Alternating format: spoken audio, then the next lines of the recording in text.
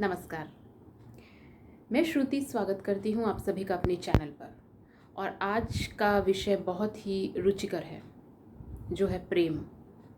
देखिए, प्रेम जो है हर किसी के हृदय में है और हर कोई उस प्रेम की आशा करता है।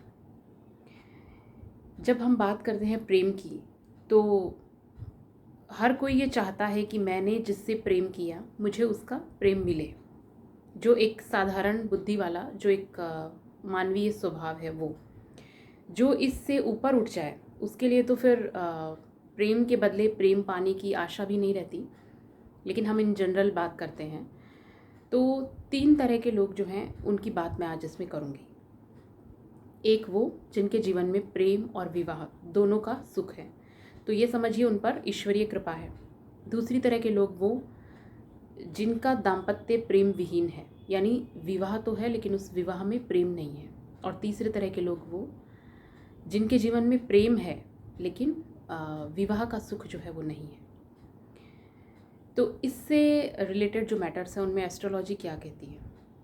तो देखिए, जो ज्योतिष के जानकार हैं वो तो जानते हैं कि 5th हाउस जो है वो प्रेम भाव को बताता है और 7th हाउस मैरिज को। लेकिन जो नए लोग जो जुड़े हैं इसमें, उनको मैं एक बार थोड़ा सा क्लियर करना चाहती हूँ कि आपके होरोस्कोप में जो 5th हाउस है वो ये बताता है कि आपका जो प्रेम संबंध है और आपकी बुद्धि, उसके बारे में बताएगा। और जो आपका 7th हाउस है वो आपके विवाह और दाम्पत्य सुख की बात करता है, पार्टनरशिप की बात करता है।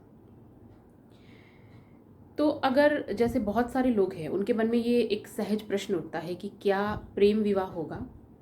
तो देखिए, प्रेम विवाह ये 2 शब्द हैं, दोनों के हाउसेस भी अलग है। तो मैं सबसे पहले तो ये कहूँगी कि आप इन दोनों को अलग रखिए।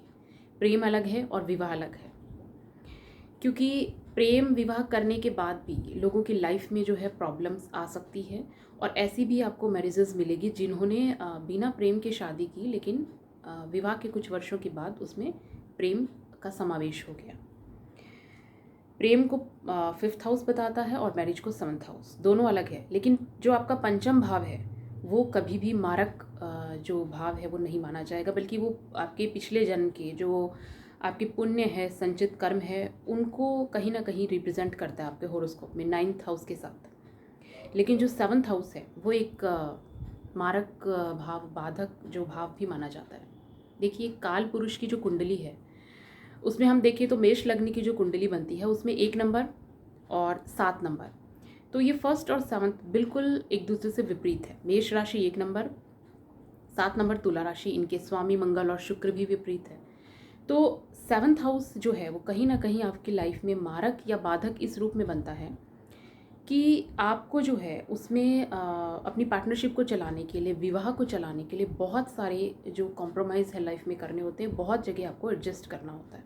हर जगह जहाँ पे भी पार्टनरशिप की बात आएगी वहाँ पे यही रूल अप्लाई होगा। अगर आप ये सब करेंगे तो आपकी पार्टनरशिप चलेगी, अदरवाइज़ ये वर्क नहीं करेगी। जब हम विवाह को और गहराई से समझें तो एक छोटा सा एग्जाम्पल लीजिए कि राजा है, वो युद्ध के मैदान में बहुत अच्छा एक कुशल योद्धा हो सकता है, लेकिन जब वो अपने महल में आए तो रानी के सामने उसे झुकना पड़ेगा। रानी का अगर उसे प्रेम चाहिए तो वो उसे तलवार की नोक पे वो प्रेम नहीं मिल सकता। उसे वहाँ पे झुक के और समर्पण से अपने अहंकार को छोड़कर ही वो प्रेम मिलेगा। यही बात रानी के लिए है। लेकिन जो 5th हाउस है, पंचम, वो सिर्फ समर्पण की बात करता है। वो ये कहता है कि प्रेम जो है आपके हृदय के भीतर है। अगर आप प्रेम को गहराई से समझेंगे तो आप ये चीज़ जान पाएंगे कि प्रेम के लिए आपको किसी ऑब्जेक्ट की ज़रूरत ही नहीं है। शादी के लिए आपको एक साथी चाहिए। एक बंधन में आप बंधे हैं, विवाह एक बंधन है, एक बहुत बड़ी जिम्मेदारी है। लेकिन प्रेम जो है वो उन्मुक्त है, वो हर बंधन से परे है, स्वतंत्र है। उसमें ये अलग बात है कि लोग जो है वो प्रेम के लिए किसी पात्र को ढूंढते हैं या अपना प्रेम जो है व्यक्तियों से या चीज़ों के ऊपर देखना चाहते हैं। लेकिन वो जो एक भाव है वो आपके मन के अंदर है। अगर आपके मन में प्रेम है तो फिर वो प्रेम, चाहे आपके सामने वो ऑब्जेक्ट हो या नहीं हो, फिर भी वो प्रेम रहेगा। अदरवाइज़ वो प्रेम है ही नहीं। वो कुछ टाइम के लिए जो एक मन में कुछ आकर्षण उत्पन्न हुआ या एक चीज़ से कुछ लगाव हुआ, अटैचमेंट तक वहीं तक है। लेकिन इसको, सब्जेक्ट को अगर मैंने और इसमें डिटेल में मैं गई तो हमारा जो विषय है, बहुत लॉन्ग हो जाएगा, क्योंकि हमको ज़्यादा प्रेम और विवाह के बारे में बात नहीं करनी। हम एस्ट्रोलॉजी में प्रेम विवाह की बात कर रहे हैं, यहीं तक रखती हूँ। बस एक चीज़ से आप थोड़ा और क्लियर समझ सकते हैं, ये ध्यान रखिए। प्रेम न बाड़ी उपजे, प्रेम न हाट बिकाए, राजा पिरजा जेही रुचे, शीश देई ले जाई। प्रेम जो है वो मार्केट में नहीं मिलेगा। प्रेम जो है उसको आप कोई फसल नहीं है कि आपने उगाया, यानी आप अपने मन में किसी के लिए ज़बरदस्ती प्रेम पैदा नहीं कर सकते। राजा हो या प्रजा हो, सब प्रेम के मामले में बराबर है, और आपको शीश झुकाकर ही प्रेम लेना होता है। समर्पण की बात होती है प्रेम में। प्रेम को जो है ईश्वर जो है उससे भी जोड़ के देखा गया है, क्योंकि हरि स्वरूपा प्रेम, इस तरह से भी आप इसको समझ सकते हैं। तो अब जो लोग प्रेम में हैं वो उस प्रेम को एक विवाह रूपी बंधन में बांध पाएंगे या उससे जुड़ सकेंगे, वहाँ तक पहुँचेंगे या नहीं, वो चीज़ आपको देखनी है। तो आप क्या कीजिए कि अपने 5th हाउस और 7th हाउस का कनेक्शन आपको देखना है। किसके साथ में? 11th हाउस से, क्योंकि वो 11th हाउस जो है इच्छा पूर्ति का स्थान है। वैसे तो हम 3rd, 7th और 11th तीनों को देखते हैं, जो काम त्रिकोण है, यानी आप किसी चीज़ के लिए कितने प्रयास करते हैं और उस दिशा में आपके प्रयास कितने सफल होते हैं, वो चीज़ 3rd और 11th दोनों बताते हैं। लेकिन जब आपके मन में प्रेम है, किसी चीज़ को लेके आप बहुत किसी चीज़ को देखिए बहुत शिद्दत से चाहते हैं, तो प्रकृति कहीं ना कहीं आपकी मदद ज़रूर करती है किसी न किसी रूप में। तो वो मदद जो है आपको किस स्तर तक मिल सकती है, उसके लिए आपको 11th हाउस देखना है, और चंद्र कुंडली, क्योंकि प्रेम जो मन में अंकुरित होता है और मन जो है वो चंद्रमा है। तो देखिए, जिनके लग्न में चंद्रमा है उनकी चंद्र कुंडली और लग्न कुंडली सेम बनेगी। जिनके चंद्रमा लग्न में नहीं है वो चंद्रमा को लग्न में रख के अपनी चंद्र कुंडली बनाइए, और फिर देखिए कि उस लग्न से 5th और 7th का कनेक्शन भी बनता है क्या।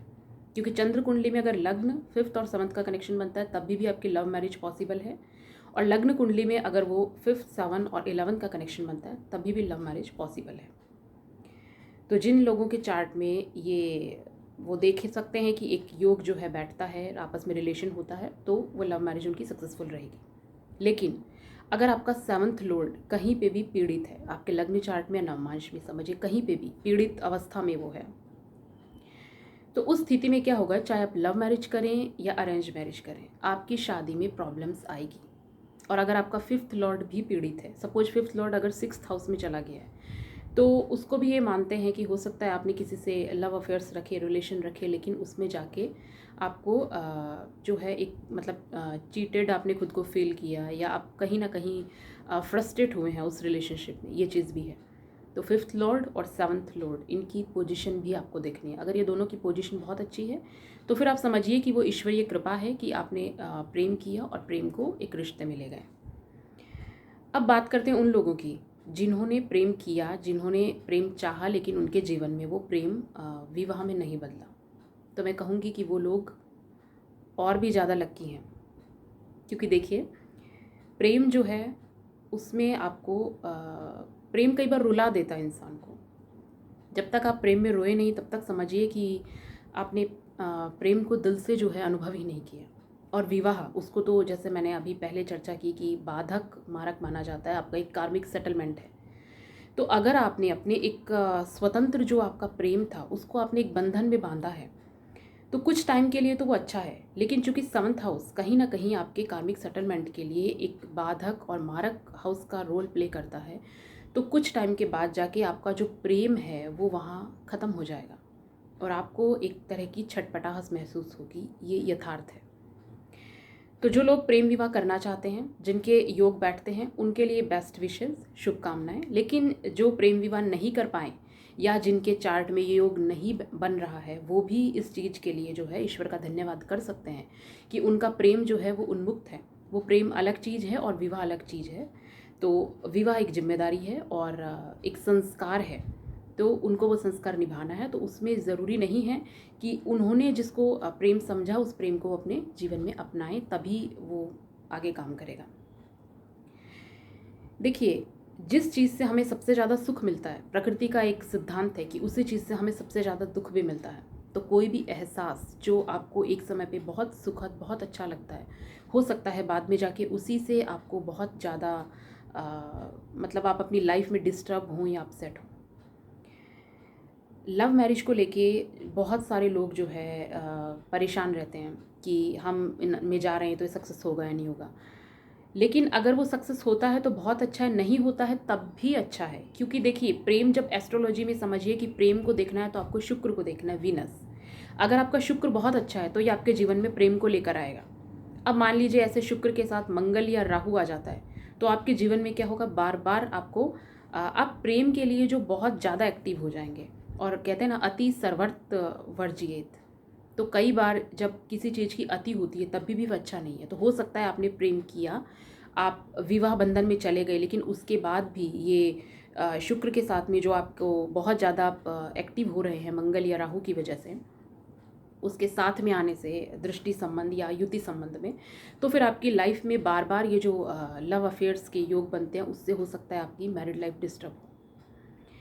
तो प्रेम जो है वो एक हद तक अच्छा है, क्योंकि अगर आपने इसको बांधना चाहा, ये उन्मुक्ति है, बांधना चाहा तो ये बंधेगा नहीं, ये एक जगह ठहरेगा नहीं।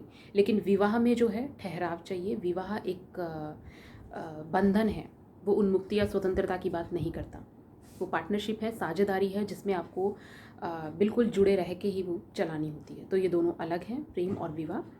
तो अगर आपका प्रेम विवाह नहीं होता है तब भी अच्छा है। विवाह के बाद आपके जीवन में बार बार प्रेम आता है, जैसा कि मैंने बताया शुक्र की स्थिति देख के, तो वो चीज़ भी आपको कंट्रोल करनी बहुत ज़रूरी है। अब कुछ लोग ऐसे हैं जिनके जीवन में विवाह तो है लेकिन प्रेम नहीं है, तो उसके लिए वो क्या कर सकते हैं, शुक्र से रिलेटेड जो है रेमेडी है वो कर सकते हैं, जिससे क्या है कि उनका जो दाम्पत्य है उसमें प्रेम जो है उसका समावेश रहे।